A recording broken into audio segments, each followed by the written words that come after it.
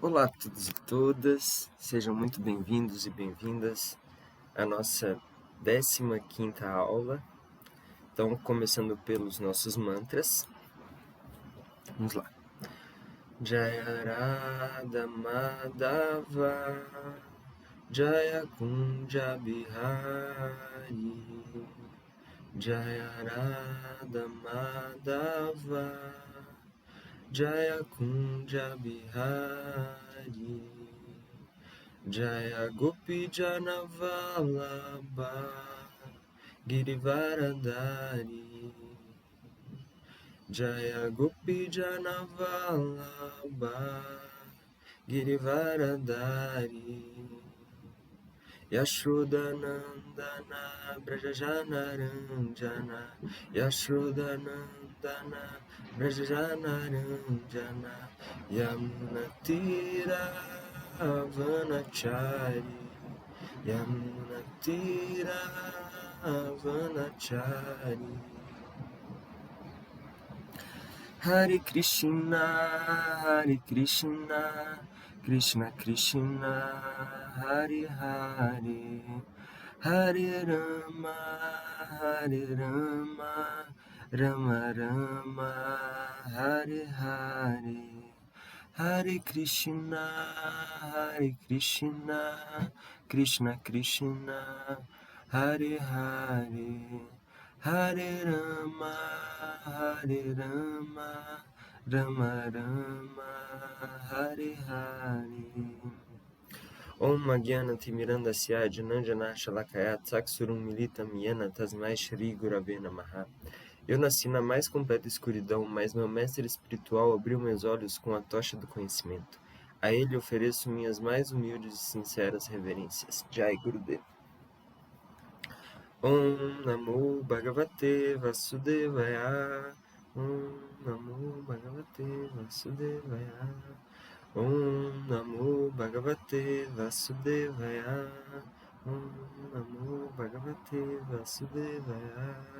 Om Namo Bhagavate Vasudevaya.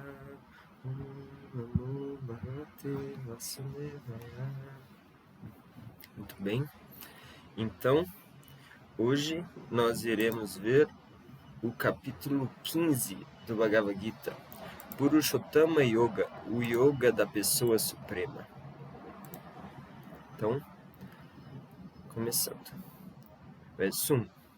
O bem-aventurado Senhor disse: existe uma figueira de Bengala que tem suas raízes para cima e seus galhos para baixo, e cujas folhas são os hinos védicos. A pessoa que conhece essa árvore é o conhecedor dos Vedas. Bom, gente, então, capítulo 15 começa com esse verso, que é um verso bem enigmático, bem misterioso, né? Uma figueira de Bengala com as raízes para cima e os galhos para baixo. Bom, eu já vi diversas interpretações sobre o que é essa árvore, sobre o que ela simboliza, e a interpretação que eu mais gosto, e que mesmo assim ainda deixa certas dúvidas, eu acho, no ar, pelo menos para mim, é que essa figueira, ela representa o mundo material. Eles dão um exemplo que é como um lago, onde você vê o reflexo das árvores no lago. Aí, quando você vê o reflexo de uma árvore no lago, a árvore está de cabeça para baixo. Então, fala assim que esse mundo material, ele é como um reflexo pervertido do mundo espiritual. Então, tudo que a gente vê nesse mundo material, ele tem uma origem no mundo espiritual, mas aqui ele está pervertido. E uma outra perspectiva que ajuda também na interpretação dessa árvore é que a raiz está para cima e os galhos estão para baixo. Então, também fala um pouco dessa origem das coisas no mundo espiritual e como elas brotam no mundo material. Então, é mais ou menos isso. Os galhos desta árvore se estendem para baixo e para cima, nutridos pelos 3 modos da natureza material. Os brotos são os objetos dos sentidos. Essa árvore também tem raízes que vão para baixo e estão vinculadas às ações fruitivas da sociedade humana. Então, aqui ele está dando mais características dessa árvore, dessa figueira de Bengala, né? Falando dos galhos, que os galhos são nutridos pelos modos da natureza material, os 3 modos, né, que a gente viu, o modo da paixão, bondade e ignorância. E falando que os brotos são os objetos dos sentidos, né, que a primeira coisa que faz brotar os modos da natureza material são os objetos dos sentidos, né, e através disso os modos da natureza material florescem, né? Crescem, né? Que são brotos gerados pelos objetos, e aí a partir do crescimento desses brotos vêm os galhos, que são nutridos pelos modos da natureza material. Não se pode perceber a forma verdadeira desta árvore neste mundo. Ninguém pode compreender onde ela termina, onde ela começa ou onde sua fundação está. Mas, com determinação, deve-se derrubar esta árvore com a arma do desapego. Fazendo isso, a pessoa deve buscar este lugar do qual, tendo ido uma vez, nunca se retorna, e ali render-se a esta suprema personalidade de Deus, a partir de quem tudo começa e em quem tudo permanece desde tempos imemoriais. Então, o conselho que Krishna está dando para Arjuna, né, é que a partir do desapego, né, ele possa cortar essa árvore que tem os galhos, né, nutridos pelos modos da natureza material e cujos brotos são os objetos do sentido. Então, a partir do desapego, Krishna aconselha, né, a gente cortar essa árvore, a gente terminar com esse enredamento material. A pessoa que está livre da ilusão, do falso prestígio e da associação falsa, que compreende o eterno, que acabou com a luxúria material e está livre da dualidade de felicidade e sofrimento e que sabe como se render à pessoa suprema, alcança este reino eterno. Então aqui ele está dando características, né, da pessoa que consegue alcançar esse reino eterno, né, o reino espiritual. Que ele diz que chegando lá não se retorna. Então, ficar livre da ilusão, do falso prestígio, da associação falsa. Compreender o eterno, acabar com a luxúria material, ficar livre da dualidade de felicidade e sofrimento e se render à pessoa suprema. Esta minha morada não está iluminada pelo sol, nem pela lua, nem pela eletricidade. A pessoa que a alcança nunca retorna a este mundo material. Aqui tem algumas imagens, né? Se eu não me engano, a gente já deu uma olhada nessas imagens, né? São imagens muito bonitas. Aqui está mostrando um pouco a árvore, né?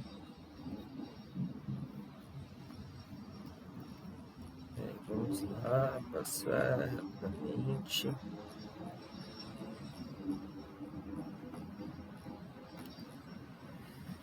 As entidades vivas neste mundo condicionado são minhas eternas partes fragmentárias. Devido à vida condicionada, elas estão lutando duramente com os 6 sentidos, que incluem a mente. Então, Krishna está falando, né, que nós, entidades vivas condicionadas, somos partes eternas, fragmentárias dele, né? É igual aquele exemplo que a gente chegou a comentar, né? Que tem a comparação, né, de como o oceano e as gotas do oceano, que nós somos gotas deste oceano, né? as gotas do oceano, elas têm características qualitativas iguais às do oceano, porém quantitativas diferentes, né? As gotas do oceano são salgadas, né? São molhadas, tem certa temperatura, como a do oceano, só que em quantidades diminutas. Então, assim, nós, as almas, né, as entidades vivas, e Deus, né? Nós temos qualidades qualitativas similares às de Deus, porém quantitativas infinitesimais. E aí, devido à vida condicionada, né, condicionada pelos 3 modos da natureza material, a gente está aqui lutando com os sentidos. Aqui ele fala de 6 sentidos e inclui a mente como um dos sentidos, né? Lembrando que a mente, igual o Krishna falou com Arjuna nos capítulos anteriores, a mente é muito difícil de controlar, né? Arjuna diz que a mente é mais difícil de controlar que o vento, né? Que a mente ela tá sempre de um lado para o outro e a gente está sempre lutando com os vai e vens das nossas mentes. A entidade viva no mundo material leva suas diferentes concepções de vida de um corpo para outro, assim como o ar transporta os aromas. Então, conforme também ele explicou um pouco nos capítulos anteriores, de acordo com a nossa consciência na hora da morte, a gente encarna em um novo corpo. Então, a gente vai levando essas concepções de vida de um corpo para o outro, assim como o ar transporta os aromas, né? O ar vai levando essas impressões, né, para frente. Então, assim também na nossa consciência vão ficando impressões das nossas concepções de vida e a gente vai sendo levado de um corpo para outro de acordo com essas concepções. A entidade viva, tomando assim um outro corpo grosseiro, obtém um certo tipo de ouvido, língua e nariz e sentido de tato, que se agrupam em volta da mente. Ela então desfruta de um grupo particular de objetos dos sentidos. Então, conforme se diz, né, que Krishna, Deus, ele realiza os nossos desejos, todos eles. Então, se a gente tem se a gente tem certos desejos, né? Por exemplo, se a gente tem um desejo muito grande de comer carne, por exemplo, né? Um exemplo comum que os mestres dão, a gente provavelmente vai nascer no corpo de um tigre, de um leão, onde a gente vai poder satisfazer esse nosso desejo de comer carne, né? A gente vai receber um corpo apropriado a satisfazer esse nosso desejo e assim por diante com outros desejos que a gente tem. Então, Krishna, por mais estranhos que possam ser os nossos desejos, ele realiza nossos desejos. Por isso, a gente deve tomar cuidado, né, com aquilo que a gente deseja. Os tolos não podem compreender como uma entidade viva pode abandonar seu corpo, nem podem compreender que tipo de corpo ela desfruta sob o encanto dos modos da natureza. Mas a pessoa cujos olhos estão treinados no conhecimento pode ver tudo isso. Então aqui ele está reforçando um pouco esse conceito, né, de como a gente vai mudando de corpo ao longo da nossa existência, né? A gente pode perceber bastante que dentro de uma mesma vida, né, a gente faz essa mudança de corpos, né? A gente, quando é criança, a gente tem um corpo totalmente diferente do corpo que a gente tem agora, né? Mas mesmo assim, a entidade viva que está dentro desse corpo, ela é a mesma, né? O transcendentalista esforçado, que está situado em autorrealização, pode ver isto claramente, mas aqueles que não estão situados em autorrealização não podem ver o que acontece, ainda que tentem em tal sentido. né? Então, quando a gente se esforça em entender, né, esse conceito da transmigração da alma, a gente consegue ver isso de uma forma até trivial, né? Parece até bem simples, bem óbvio, essa mudança de corpo que a alma faz. Mas quando a gente não está muito ligado a esses conceitos, não está se esforçando para ver isso, quando a gente às vezes nem pensa nisso, né? A gente não enxerga que a alma tá mudando de corpo ao longo da sua existência, né? O esplendor do sol, que dissipa a escuridão de todo este mundo, vem de mim, e o esplendor da lua e o esplendor do fogo também vem de mim. Aí Krishna tá falando um pouco do seu esplendor, né? Que toda luz vem de Deus, né? Toda luz vem do Espírito. Eu entro em cada planeta e, através de minha energia, eles permanecem em órbita. Eu me converto na Lua e, de tal modo, supro o suco da vida a todos os vegetais. Então, agora Krishna está falando, né, como que ele é o mantenedor de tudo, né? Ele é a força por trás das órbitas dos planetas, ele é a lua também, ele se converte na lua, ele supre o suco da vida de todos os vegetais e, consequentemente, de toda a vida. Eu sou o fogo da digestão em todo o corpo vivo, e eu sou o ar da vida, saindo e entrando, através do qual eu dirijo os 4 tipos de alimentos.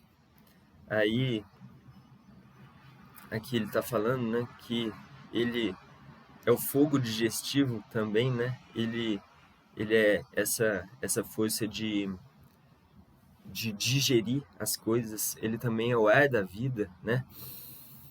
Através do ar que a gente tem a respiração. Então, o espírito também é isso, Krishna, né? E ele dirige os 4 tipos de alimentos, né?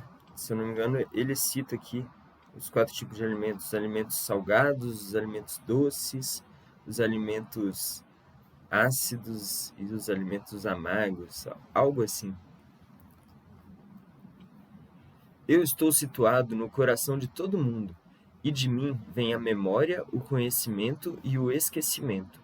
Através de todos os Vedas, eu sou o que há de ser conhecido. Na verdade, eu sou o compilador do Vedanta, e eu sou o conhecedor dos Vedas como eles são. Então aqui um outro aspecto de Deus, né, que ele é a fonte, né, é a fonte última de tudo, inclusive da memória, do conhecimento e do esquecimento, né? Se diz que sem o esquecimento a gente seria muito atormentado pelas nossas lembranças de outras vidas e até desta vida mesmo, né? Tem um conto que eu acho interessante, não lembro o nome do escritor, um escritor argentino, se eu não me engano, que é a história de um homem que foi privado de se esquecer das coisas. E aí, nesse conto, ele narra as angústias desse homem que não conseguia esquecer nada e como é ruim não poder esquecer as coisas. Então, Krishna, Deus, né, dá o esquecimento também, que por mais que possa parecer meio estranho, é uma bênção pra gente poder ter o esquecimento. E Deus é tudo que há de ser conhecido, né? Se diz que quando você conhece a Deus, você não quer conhecer mais nada, que ele é o conhecimento último de tudo. E aí ele está falando que ele é o compilador do Vedanta, né? Vedanta é a conclusão dos Vedas, né? A conclusão de todo conhecimento. E ele é o conhecedor dos Vedas como eles são. Há 2 classes de seres, o falível e o infalível. No mundo material, toda entidade é falível, e no mundo espiritual, toda entidade se chama infalível. Além destas duas, existe a personalidade viva maior, o próprio Senhor, que entrou nestes mundos e os mantém.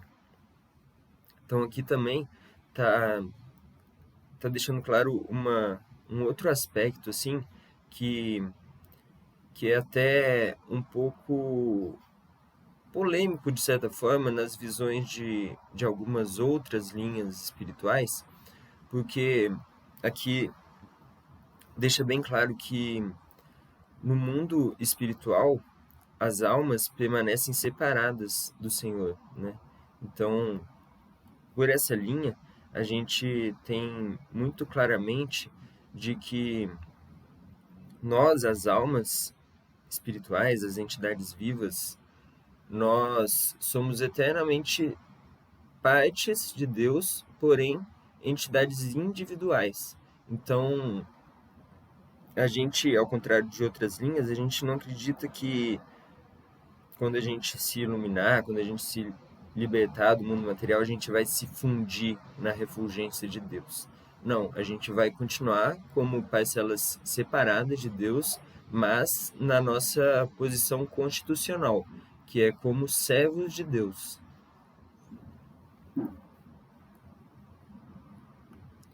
Porque eu sou transcendental e encontro-me além tanto do falível como do infalível, e porque eu sou o maior, eu sou celebrado tanto no mundo como nos Vedas como essa pessoa suprema. Deve-se compreender que qualquer pessoa que, sem duvidar, me conheça como a suprema personalidade de Deus é o conhecedor de tudo, e, portanto, tal pessoa me adora em serviço devocional completo, ó filho de Bharata. Ó impecável, esta é a parte mais confidencial das escrituras védicas, e agora eu a revelo. Qualquer pessoa que compreenda isto tornar-se-á um sábio, e seus esforços conhecerão a perfeição. Então aqui Krishna está falando, né, que ele tá contando a parte mais confidencial das escrituras védicas. E que parte é essa, né? Aí a gente volta um pouquinho só para reforçar. Que a pessoa que conhecer sem duvidar a suprema personalidade de Deus conhece tudo. E reconhecendo Deus como Deus mesmo, né, como Senhor, a pessoa o adora em serviço devocional completo, ou seja, se rendendo a Ele, né? Então esse é o conhecimento mais confidencial. Então aqui acaba o capítulo 15. Espero as dúvidas.